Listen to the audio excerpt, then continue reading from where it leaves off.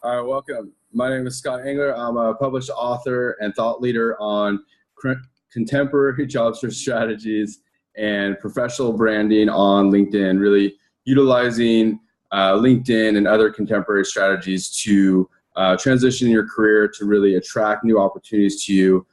Typically work with executives, senior level professionals, C-level professionals that are currently, as I say, working at a company or role that is no longer working for them. They're unhappy and they are ready to leave.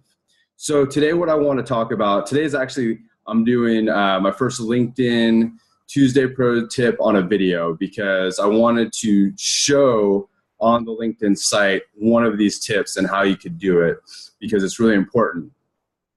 So the first one there's two actually parts of the tip today.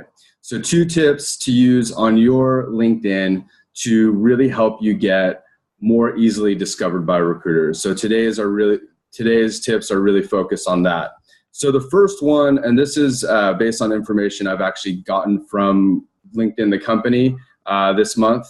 And so it's very up to date and I want to share it with you guys. So the first one is including your up-to-date location makes members 23 times more likely to be discovered. Now, here's the thing when it says up-to-date location. If you are looking to transition in your career or industry and you're considering relocating, right?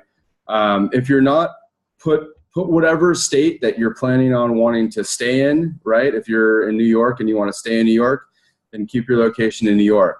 If you're in New York, but you really want to relocate to Boston for whatever reason, if you're from there and you want to relocate with your family, then I would recommend setting your location to the place that you want to be in. So let me get into that for a minute because I know a lot of people are like, no, I can't do that. A lot of people I work with are afraid that they're going to get caught looking for work while they're still working somewhere. So let me just address that for a second. So the first thing I want to say, if you are wanting to relocate out of the country, you may want to carefully weigh the pros and cons there. If you're looking to just put a different state, I really wouldn't be too concerned about it. Here's why. First of all, people aren't going to be that. People are always, when they're first doing something new and they're on LinkedIn, they have this idea that everybody knows, and there's this paranoia that I'm going to get caught. So here's the truth. I've yet to work with someone that has gotten caught and their worst fear was realized. And the truth is, though, even if you did get caught by switching your location, someone somehow put it together that if you had Boston on there instead of New York, that meant they jumped to that conclusion that you're looking for a new job, which, by the way, most people aren't putting those connections together. Again, they're not that observant. They're not stalking your profile usually. So, but in the event, because I know this is a big fear of people that I work with, is the truth is maybe that's what's meant to happen. And maybe it's not a horrible thing. For example, a couple of years ago, I interviewed this woman for a publication, and her boss actually did find out. She wasn't a client, but she told me that her boss did find out that she was going to be leaving the company. I think she told somebody else, and she had been trying to either get a raise or get promoted and hadn't. So when her boss actually found out that she was leaving, she pulled her inside, and she actually created a completely new position for this girl, because the fear of loss made her boss realize, wow, Candace is her name, is such an asset to this organization that I'm not going to lose her. And so even though I can't give her what she was wanting for whatever reason, I'm going to create an entirely new position just for her where she's getting paid more and it's a promotion and, higher prestige and role. So there's an example. So my point is, I'm always erring on the side of you don't have to be foolish, over the top, right? You don't have to walk into work and yell, I'm looking for a new job. Of course not. But I would never say let fear hold you back. I would say move with confidence and do what you need to do, because the truth is, if you're really wanting to move to a different state and you know that's where you want to move and you're just dead set on not staying where you are, and by putting in Boston instead of New York, you're 23 times more likely to be discovered. If you're going for a high level role where the competition is fierce, especially like in the East Coast in a major city, you're going to want to do everything in your power to make sure that you find the right opportunities. So if it's really important to you, just know those things and then make your decision from there. The second thing is, and this is what I'm going to show you on LinkedIn, is actually your industry.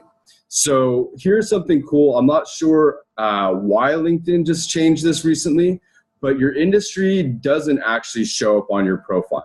So that's something, if you're wanting, I work with a lot of people in career transition, they're wanting to switch to an industry they were in before that they liked more, or a new industry is often the case. So the good news is with that you could put your industry to what you're wanting to work for, right? Because it's what you're wanting. And the most recent statistic I got from LinkedIn is that every single week, over 300,000 LinkedIn users put in the industry as a way to search for people. So just know that. So here, I'm going to show you how to do it. So we're going to hop on to my LinkedIn right now. I'm going to share the screen with you guys. So what used to show up is, just give it a second to load here. It used to say your industry here in this box. So mine is, I believe the title is like professional coaching and consulting or something like that. It doesn't show up anymore. Now, again, I don't know the reason why LinkedIn recently did this. Maybe it is because for privacy purposes, who knows? The point is that it doesn't show up. So if you were like, let's say you were wanting to go from like the manufacturing industry and you're wanting to go to like healthcare or whatever the change is, put that down, because if over 300,000 people every week are using industry as one of the key search terms, you're going to want to have the industry that you want to be in, right? This is all about forward thinking, not where you are, where you want to be discovered. So this is how you change it.